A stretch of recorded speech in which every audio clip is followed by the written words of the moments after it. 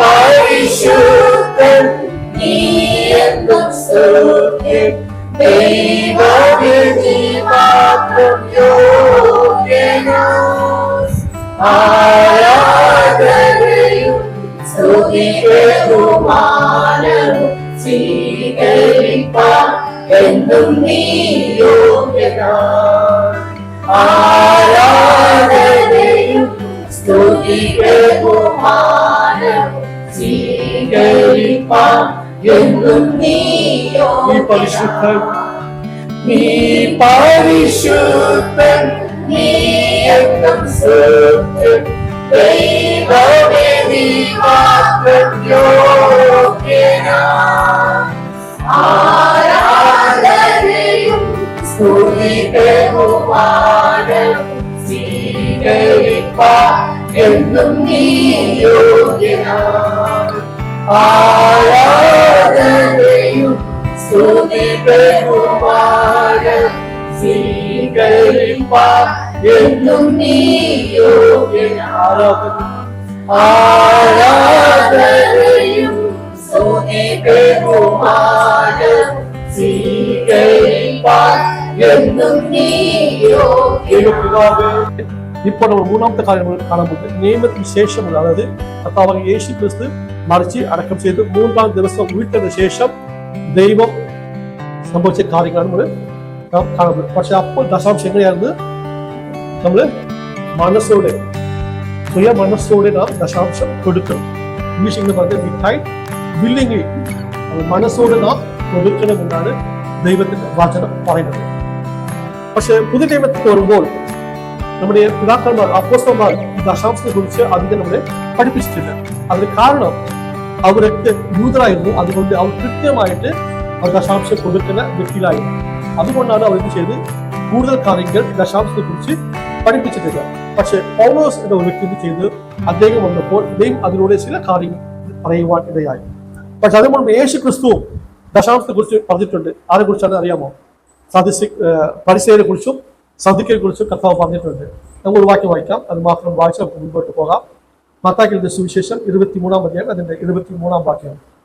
ഇപ്പോൾ കിട്ടുന്ന സകലത്തിൽ അവർ ഇത് ചെയ്ത് കൃത്യമായിട്ട് അവർ ദശാംശം കൊടുക്കുന്നുണ്ട്. പക്ഷെ കർത്താവ് പറഞ്ഞത് എന്താണ്? കരുണയും ന്യായവും കരുണയും വിട്ടാണ് അവർ ചെയ്തത്. അവർ കൃത്യമായിട്ട് കൊടുക്കുന്ന വ്യക്തികളായിരുന്നു. ഓക്കെ, പക്ഷെ നമ്മൾ എങ്ങനെ കൊടുക്കണം? ഇതാണ് വളരെ ഇമ്പോർട്ടൻറ്റ്. നാം പുതിയ നിയമത്തിൽ കർത്താവിന്റെ വചനത്തെ നാം അനുസരിക്കുന്ന നാം എങ്ങനെ കൊടുക്കണം? കർത്താവ് നമുക്ക് 10 നമ്മൾ കൊടുക്കണോ? നമുക്ക് എങ്ങനെ കൊടുക്കണം? നാം ഇപ്പോൾ ദശാംശം കൊടുക്കുന്നത് എങ്ങനെയാണ്? 10 നമ്മൾ ഇപ്പോൾ കൊടുക്കുന്നത് ആണോ? അപ്പോൾ നാം എങ്ങനെ കൊടുക്കണം? 10 കമ്പൽസറി ആയിട്ട് നമ്മൾ കൊടുത്തിരിക്കണം.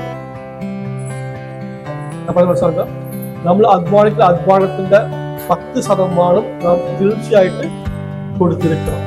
അപ്പൊ നമ്മുടെ കലത്തിലുള്ള എത്ര ശതമാനം? 90%. പക്ഷെ ഈ 90%ത്തിലും നാം ചിലത് കൊടുക്കണം. അതെങ്ങനെ അറിയാമോ? സ്നേഹത്തോടെ കൊടുക്കണം.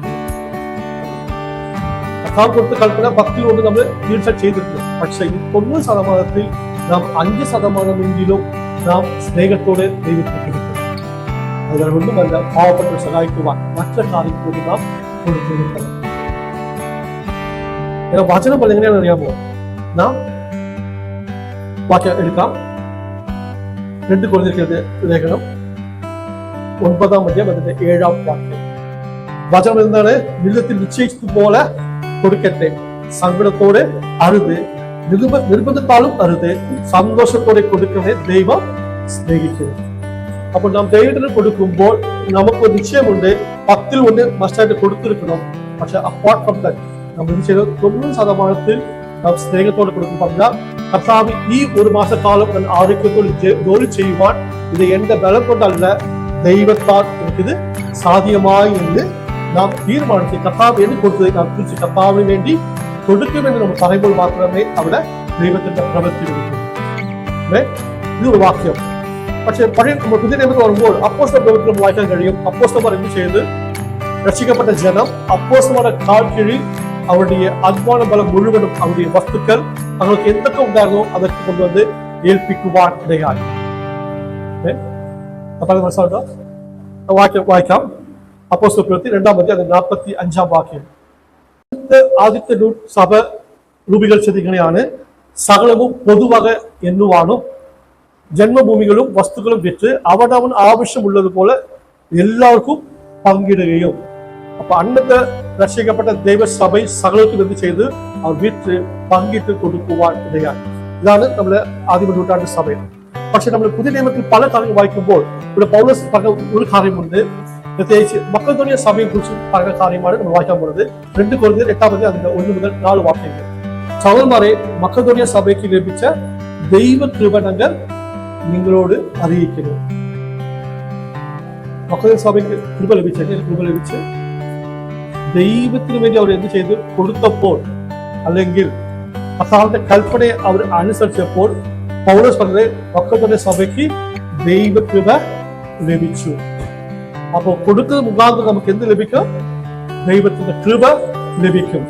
2-ാം വാക്യം പറയുന്നത് കഷ്ടത എന്ന കഠിന ശോധനയും. എങ്ങനെയാണ് ആ സഭയിലുള്ള വിശ്വാസി കടന്നുപോയത്? കഷ്ടത എന്ന കഠിന ശോധനയിൽ ആയിരുന്നിട്ടും അവരുടെ സന്തോഷ സമൃദ്ധിയും മഹാദാരിദ്ര്യവും ധാരാളം ഔദാര്യം കാണിക്കാൻ കാരണമായി തീരുന്നു. അതെങ്ങനെയാണ്? അവർ യെരുശലേമിലുള്ള വിശുദ്ധന്മാർക്ക് എന്ത് ചെയ്ത് അവർ മഹാകഷ്ടത്തിലും പ്രയാസത്തിലും ഉള്ളതിൽ നടത്തിയിട്ട് തങ്ങളുടെ കഷ്ടത ഒന്നും ഓർക്കാതെ അവർ എന്ത് ചെയ്തു? യെരുശലേമിലുള്ള വിശുദ്ധന്മാർക്ക് അപ്പോസ്തലന്മാരെ സഹായിക്കാൻ അവർ ഒരു ചുവട് കൊടുക്കുവാൻ ഇടയായി. 3-ാം വാക്യം വിശുദ്ധന്മാരുടെ സഹായത്തിനുള്ള ധർമ്മവും കൂട്ടായ്മയും സംബന്ധിച്ച് അത് വളരെ താല്പര്യത്തോടെ തങ്ങളോട് അപേക്ഷിച്ചു. അവർ കഷ്ടപ്പെടുന്ന എന്ത് ചെയ്ത് അവർ താല്പര്യം കാണിച്ചു. പക്ഷെ ഇവിടെ മഹാ കഷ്ടതയുണ്ട്, മഹാദരിദ്രമുണ്ട്. പക്ഷെ 4-ാം വാക്യം ഇങ്ങനെയാണ്: പ്രാപ്തി പോലെയും പ്രാപ്തിക്ക് മീതയും സുമേധയായി കൊടുത്ത് എന്നതിന് ഞാൻ സാക്ഷി. അവർ പറഞ്ഞത് ഞാൻ സാക്ഷിയാണ്. അവർ എങ്ങനെയാണ് ചെയ്തത്? ചില ആൾക്കാർ പ്രാപ്തി പോലെ ചെയ്തു, പക്ഷെ എന്നാൽ ചിലർ പ്രാപ്തിക്ക് മീതെ, കാരണം സകല കഷ്ടത്തിലും പ്രയാസത്തിലും കൊടുക്കുവാൻ ഒരു നിവൃത്തി ഇല്ലാത്ത ചെയ്ത് അവരുടെ പ്രാപ്തിക്ക് മീതെ യെരുശലേമിലെ വിശുദ്ധന്മാരെ സഹായിക്കുവാൻ അവർ ഒരു ചുവട് കൊടുക്കുവാൻ. അത് പൗലോസ് പറഞ്ഞത് അതിനെതിരെ ഞാൻ സാക്ഷിയാണ്. അത് എങ്ങനെയാണ് ചെയ്തതെന്ന്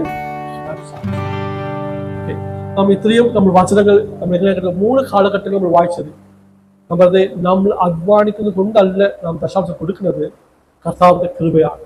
എന്നെ 1 മാസക്കാലം ദൈവം നടത്തുന്നുണ്ട്. എന്നെ നടത്തി ആരോഗ്യത്തോടെ ബലം തന്നു. അതുകൊണ്ട് ദൈവത്തിന് നാം അങ്ങനെ സ്നേഹത്തോടെ കൊടുക്കാൻ പഠിക്കുമെങ്കിൽ, ദൈവത്തിന്റെ കൽപ്പന അനുസരിക്കുമെങ്കിൽ പറയട്ടെ, നമ്മുടെ ജീവിതത്തിൽ ബുദ്ധിമുട്ടും ഇല്ലായ്മയും ഒക്കെ ദൈവം മാറ്റും.